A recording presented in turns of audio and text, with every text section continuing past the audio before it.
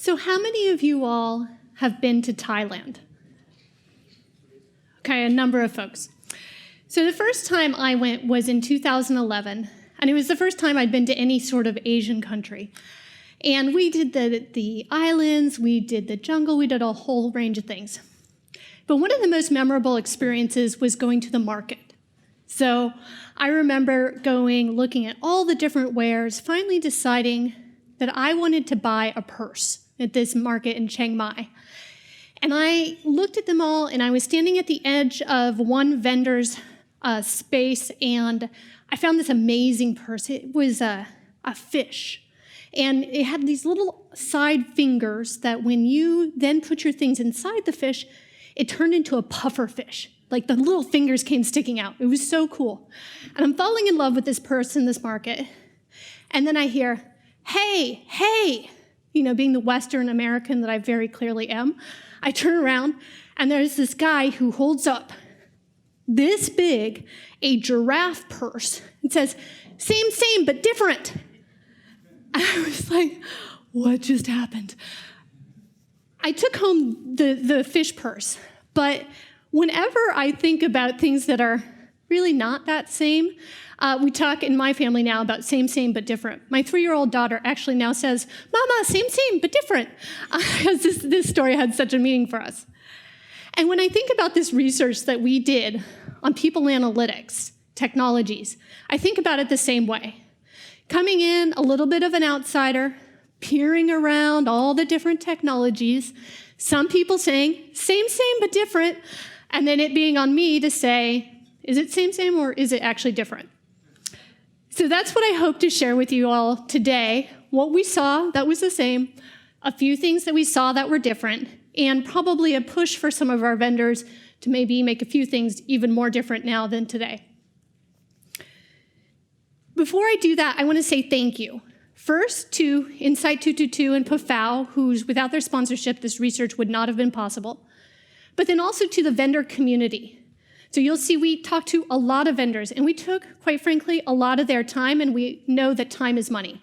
And so I just want to express my deep gratitude to everyone who participated, because without you, this research also would not be possible.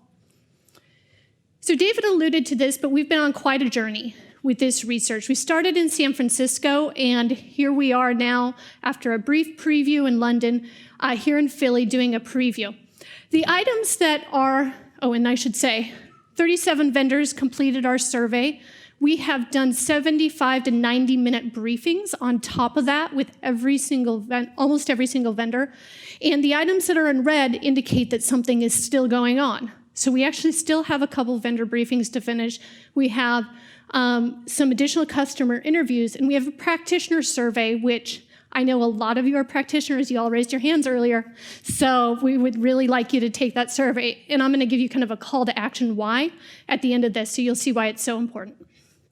But I'm going to share these results now, and then we're going to move on a little bit later with the final publication of the research a little bit later here in the fall. So this is what I'm going to share. First, what is this space that we call people analytics tech right now? What is it, and why is it so confusing? Second, what's the market look like? And I am actually going to put a number up there in terms of the size of the market and the growth rate that we saw from the research. What the vendors offer, and then a call to action. So what do we mean when we say people analytics? I think the last panel they talked about, what do we mean when we say data scientists? I mean, these terms are all so complicated. But we wanted to take a stab at understanding what people analytics is and how it might differ, particularly when it comes to the tech. These are some of the definitions which kind of reinforce that nobody really knows what they're talking about, because they're all very vague, and they all just talk about using people to understand some problems. But we're going to try and be a little bit more specific. And by the way, I fully knew I was at the 3 o'clock spot after break when people are starting to get tired. So you'll see I've got a few different titles to try and kind of spice things up. Some of them are song titles, some of them are movie references. I hope it makes it a little bit better, because I do know it's hard. So anyway, you say potato, I say potato. This is the continuum of people analytics tech that we came up with. So on the left side, your left side, we're looking at the sophistication of the people analytics tools. And first, just to kind of make it simple, we say there's analytics tech. And this is going to build a lot. So if you end up wanting to take a picture, wait till I'm done. So their primary purpose is analyzing really any type of data. So think about R, SPSS, et cetera. So that's one type of tech. We say that what they do is pure analytics.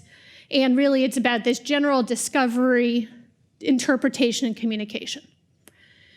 Moving farther in terms of kind of knowledge of people analytics, we've got what we're calling people tech with analytics. So their purpose extends beyond analyzing people data. So think, for instance, potentially a Workday. Their purpose is not just analyzing data, but they have Prism, which is an add-on, and they have ways that you could analyze data. There's a lot of others who I could mention here, but Workday's not in the room, so I'm using them as an example. But what they do, we're throwing out a new term here, which is what we're calling people informatics. And so what informatics, if those of you who know what it is, it's basically the automated analysis of data. And it is, when we think about it in the people context, it's an automated analysis and display of data coming from one primary data source to answer a specific question. So some of the engagement providers, that might fit in this space. You might add data to it for context, so you might add your HRIS data so you know who is whom. But this type of analysis, or this type of capability, which we're calling people informatics, it's really that one data source with additional data for context, automated, and you're asking specific questions. So then when we kind of move on to the next level, different type of capabilities, what we're calling people analytics tech. And this is really about deeply analyzing people data, either internal or external to an organization. And the key differentiator here is that it's iterative and complex analysis that comes from multiple sources, and it's trying to address broad questions. So why did we make this division? Because when we think about the ecosystem of the lovely technology providers who are here in this room or who are in the market, some of the folks who are in the middle column get confused with some of the people on the right column. Make sure I'm right. Yeah, you're right. And we're trying to help you understand what things might be on this side and maybe be competitive versus what might be complementary, to understand kind of how this ecosystem of technology works. This is the first time we've put it up there. So if you all think, hey, you're missing it, you're not right, or you are right, please tell us, because there's a reason we're unveiling the insights here as opposed to just publishing a paper, because we know it's a dialogue and we want feedback. But this is how we're starting to think about the market and segmenting some of the different capabilities. Two things I want to mention on this confusion point. One, I already touched on, is the ecosystem. That's creating confusion. The second one, and we saw this very clearly after we did all these briefings, was that there's real confusion around who the end users are for these different products. And when we then look at what the data showed us in terms of who vendors said was primarily using the systems, it showed up again. So we asked the vendors, we said, to which of these teams are using your product today to a significant extent or to a very great extent? And so, it looks like some of the things didn't show up, but it's kind of funny. The things that are in white, those are actually people analytics team and the people analytics lead that you can't see, so 78% and 76%. But the point being here that when it's half HR and half people analytics leaders. Now, who in this room thinks that people analytics leaders and HR leaders have the same data capabilities, UI needs, and complexity needs? Right, none of us. None of us thinks that's the case. But if the technologies are being designed or are being seen as primarily used by those two groups and are not being thoughtfully designed for each of those groups, what we're seeing is often we are seeing some technologies that are too simple for people analytics leaders, but too complex for HR leaders. And so that's creating some real challenges in terms of user adoption rates, which was something that we heard more from customers than from the vendors themselves. I'm just going to continue to build this here. I'm sorry that all the items didn't show up. They showed up back there. But this is showing us kind of who else is using the technology. So you can see what's not showing up here. So the 58 is actually managers. 58% of vendors said that their technology is being used to a great extent by managers. You can see C-suite leaders. We then looked at what's happening in the future. We said, to what extent do you think this is going to change significantly in the next 3 years?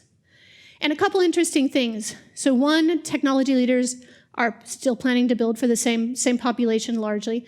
They think they're going to target C-suite leaders more. And then that 54%, which didn't show up, is employees.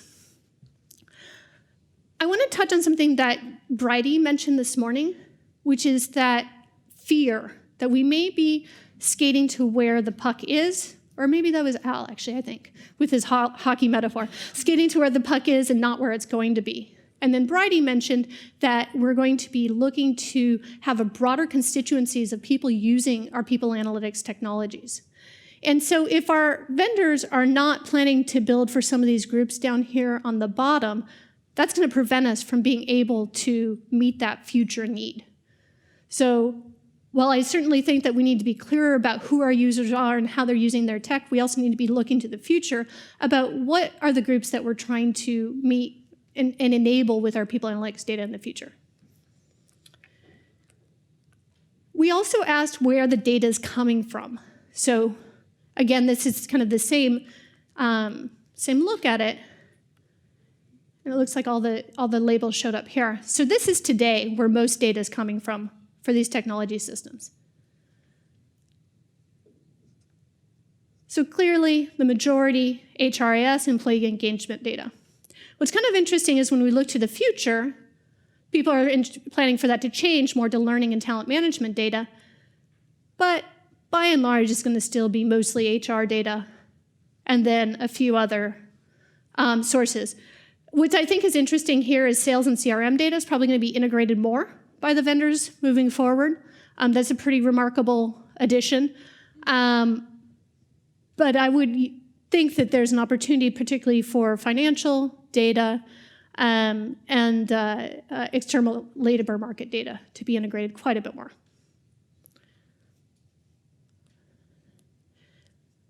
Does anybody know this book? Okay. So I have a 2-year-old and a 3-year-old, and we have read this book ad nauseum. And so for those of you who have not, the plot of this story is that this family is going on a bear hunt, and they come across all these obstacles. And so they keep saying, for instance, when they come to the river, you can't go over it, you can't go under it, so you got to go through it. There we go. And that is kind of how I feel about the barriers that we saw with implementation. We've been trying to go around them, or trying to go over them, trying to go under them, but we haven't figured out how to go through them. So these are the current barriers that we saw with the technology. One, everyone says security, legal, privacy, and risk. It's a huge barrier to our implementation. Second, data access, consolidation, and integration. Also. 3, data quality and integrity. So I know I focused on the last 2 slides about challenges of the future, but I just want to underscore that we've got challenges of the present that we absolutely still have to figure out how to go through in order for this market to grow. Okay, so speaking of growing, let's move on to some other information that's super cool. So understanding the market. One of our initial hypotheses was, we see that there's a lot of people coming into this space, 146% growth in the last 10 years in the number of vendors. But what is happening? Is the market itself growing that fast? And how big is it anyway? And so this is actually where I want to put that super big thank you to the vendors, because I had lots of vendors who gave me confidential information about their revenue, customer numbers over the last 3 years, that they're like, only our investors see this, don't you dare tell anybody. So thank you to those of you who trusted us. So here's where we are. Total market size by our estimate, 1.7 billion. and it's growing super quick. So the market, it's hot, hot, hot. Customer growth rate for people analysis tech market, that's what we were calling it, because I'm not giving actual full numbers. So from 2016 to 2017, we saw about 16% growth rate. This is interesting because we also asked people about new customer growth rate, and the rate in that period was 36%, which indicates to us that there was a lot of customer churn, so people maybe not having the exact product market fit from 16 to 17. But then from 18, the new customer numbers almost exactly matched the overall growth, meaning that there was a lot more satisfaction with what people were seeing. And every single vendor I talked to told me 2019 is going to be our best year ever. So I don't know what it's going to be, but it's going to be a lot better. If we then go to revenue, this is where it gets really exciting for the vendors. 16, 17, 18. 80% revenue growth in the market. 420% is what folks reported to us.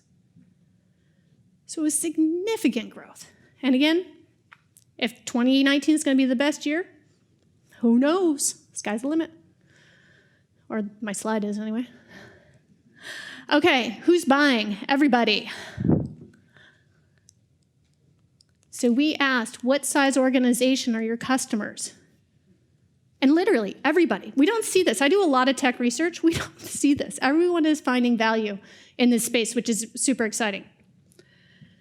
And who, from an industry perspective, you all probably could have guessed this by who's presenting at this conference.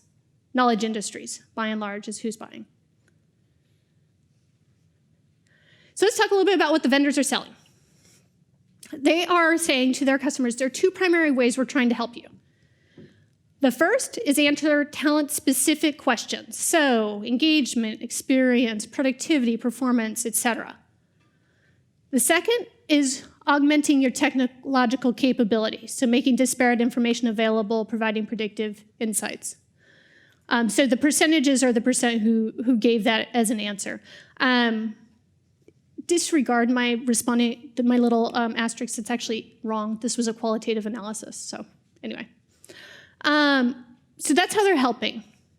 And this is the type of data that they tend to work with. So they're tending to help people with, you can see engagement, diversity, inclusion, experience, and then leadership development and performance management. I highlighted the bottom two in different colors because the top three are often the result of survey data, whereas the bottom two are less often the result of survey data, which I thought was kind of an interesting thing. But here's even more interesting, which is what they don't do. So this is the percent of vendors who said they don't do this at all. So labor market analysis. So MC, you guys are in a great spot. Not a lot of folks are saying you're doing it. But then a lot of talent acquisition. Everything in red is talent acquisition. And then compensation and total rewards. I have a hypothesis that some of this may be driven just by who was in our sample, because I know obviously that a lot of this analysis is being done somewhere. Either that or it's being done in-house and the vendors aren't touching it as much. I don't know the answer. I'd love your all's perspective over drinks on what the answer is on that one. But this is what they said they're not doing. Okay, differentiators. Any Princess Bride fans out there? All right, so for those of you who have not seen it, please do. But I heard that word a lot, and yeah, so let me tell you the things that are not differentiators after looking at all these different vendors, and then I'll give a few suggestions for things that are.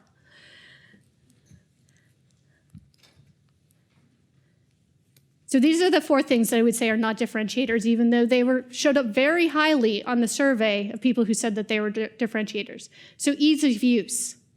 When some 30% of people say that it's a differentiator, I don't think it's a differentiator. Scalable and flexible, customizable. Obviously, it depends on the extent, but generally speaking, this is what people expect. And then short time to implement. This is my favorite one, because let me show you guys the data behind this one. 94% of people say that they implement in a short time. And for those who are in the 1 to 3 months, it was just because of the customer slowing us down that we couldn't implement. Probably, sure. I mean, we all know that it's really difficult, but short time to implement is not a differentiator. We're software as a service. We can do this. So what is a differentiator? Remember? So that's all the same. Here's the but different. 3 big things. Those vendors who can address barriers effectively, enable new insights, and do what I call make it human. So addressing barriers. This one is probably the biggest one, the first one, pulling together these different and disparate data sources. We know it's hard. Everybody in this room knows it's hard, but the vendor who's able to make this much simpler than it is today is going to be the one who wins. David and Al and others at Insight 222 have talked a lot about the importance of ethics and privacy and security. I would say that people in our vendors survey, generally security and compliance are pretty good. Privacy and confidentiality all over the map. When we asked folks, it's not in this deck, but when we asked folks, what's your responsibility as a vendor with regard to privacy and confidentiality and ethics, a lot of people said, whatever the customer wants. And I don't think that's what this space needs right now. This space needs perspectives. It needs, Tomas said, a moral compass. I think that having a clear perspective on what is okay and what is not is going to be a differentiator. It is going to bring a lot of people to you. It may push some away, but that's probably okay too. Enabling new insights. So passive data collection, I think that's the future. I see a lot of vendors who come to me who are outside of our industry who have incredible passive data collection capabilities, and they're just trying to find their way into HR and into people analytics. I think that if we in this room as vendors don't figure this one out, somebody's going to figure it out for us.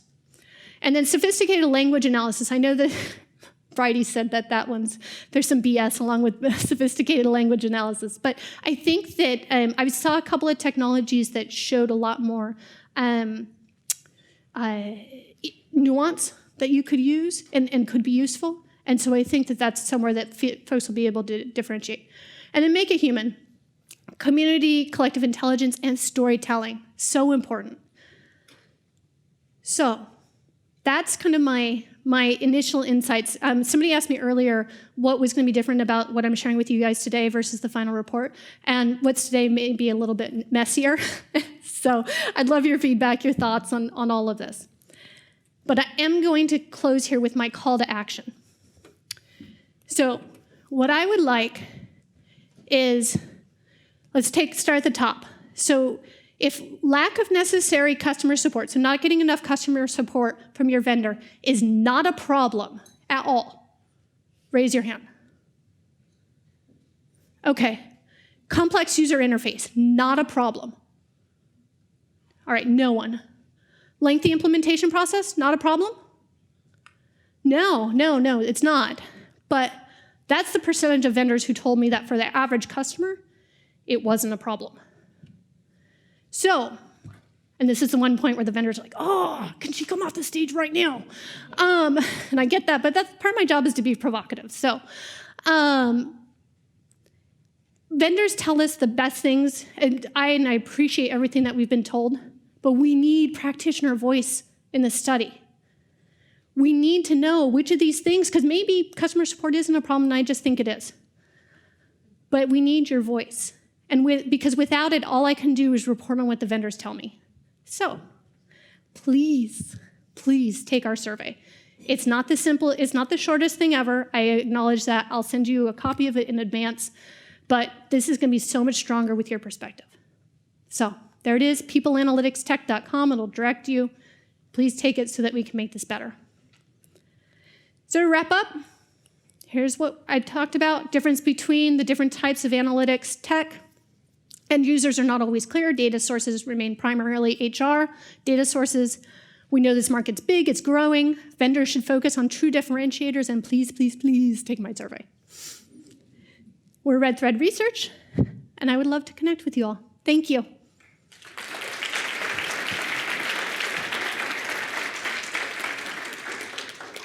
Great stuff, Stacia, as always. I think we've got time for a couple of questions. I see Al with a microphone. So, Thomas, here we are. Yeah, thank you. Great presentation. Thank you. I have a couple of questions. The first is, do you see a similar pace of growth or in growth in terms of organizations' internal resources, getting more people, analytics experts? And then the second one is very specific. You had a slide that differentiated between self-report outcomes and then non-self-report. You said engagement, employee experience, etc. Usually they rely on self-report or survey data, but leadership development and performance management not. Can you expand a little bit on how those two are measured, usually, especially leadership development? Easy questions. So the first one was, sorry. Internal people. Oh, right. Yeah. So internal people analytics, no, it's not growing as fast as the vendor market. And I think that's part of the reason the vendor market's growing so fast. So I believe that people are using the vendors to augment their current capabilities, largely because there is a demand for what folks are able to provide, but they are not able to meet it with people. So tech is filling that space. So I think that's actually related to the fast growth rate.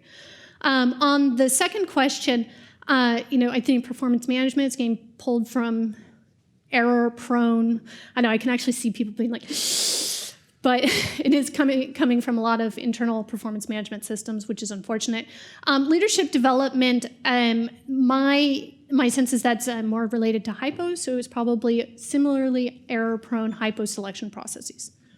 Yeah, and coming probably via a Workday or other HRIS integration. Yeah. So, quick question for me. Yeah. What surprised you most? You guys are going to laugh at me about this one. When I went into it, I was like, I know this market's really complex, but I think I got a pretty good handle on it, whatever. And then after the survey, after all these vendor briefings, I was like, we asked the completely wrong questions.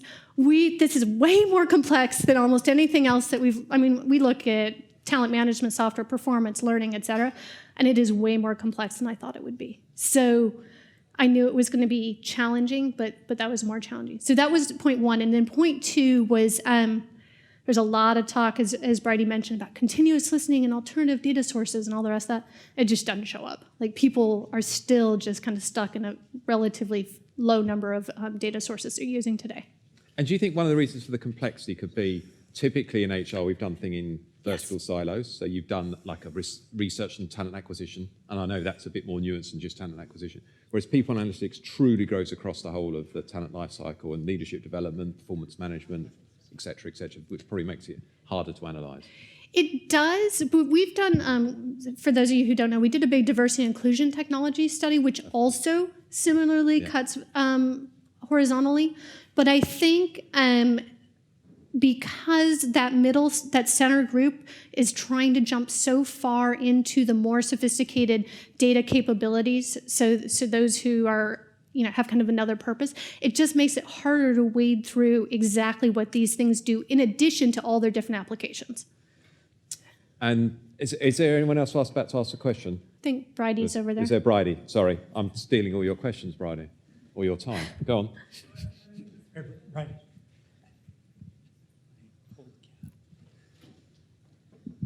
So thanks. The research is amazing for us practitioners. Thank you. So my question for you is, based on all the research you've done, what's your advice to us as people analytics leaders when we're looking towards a buy versus build strategy going forward? Yeah, so I think the first one is you certainly know what it is that you're trying to accomplish. Like I mentioned, the two challenges that they're trying to help with. So are you trying to augment your team? Are you trying to do some analysis that maybe, they're both kind of augmentation, but analysis that maybe it's just simpler to have somebody who's done a tried and true method to do? Or are you truly trying to innovate? There are a few vendors who are really quite innovative in doing things that I think would be hard to do yourself and at scale and all the rest of that. So if that's what you're doing, make sure that that's your priority. So I would start first with the priorities. Second, find a team that meets your culture, your type of organization. There are some pretty staid and steady organizations, and they might want a more staid and steady vendor, one that's a little bit farther on its growth path, et cetera. That said, I'm going to say, just having kind of seen all these cycles, we hear literally every month, if not every week, of some new vendor that's gotten some amazing amount of money that's been invested in them. No mention of anybody's name from Tuesday. But this is happening. And so in 3 years, those investors are going to want their money back. So there's going to be a lot of consolidation. So as much as I say think about the culture and how stable they are, a lot of them are not going to be stable. So those would be my first two things. Think about their culture, think about what you're trying to do. Great. I'm going to have to wrap. Yeah, Stacia, thank you very much. And Thank you. I know you're going to be around both days. Yes. You are. So do find Stacia, ask her some questions around the research. I think it's a topic we could probably continue with all night. Thank you very much. Thank you.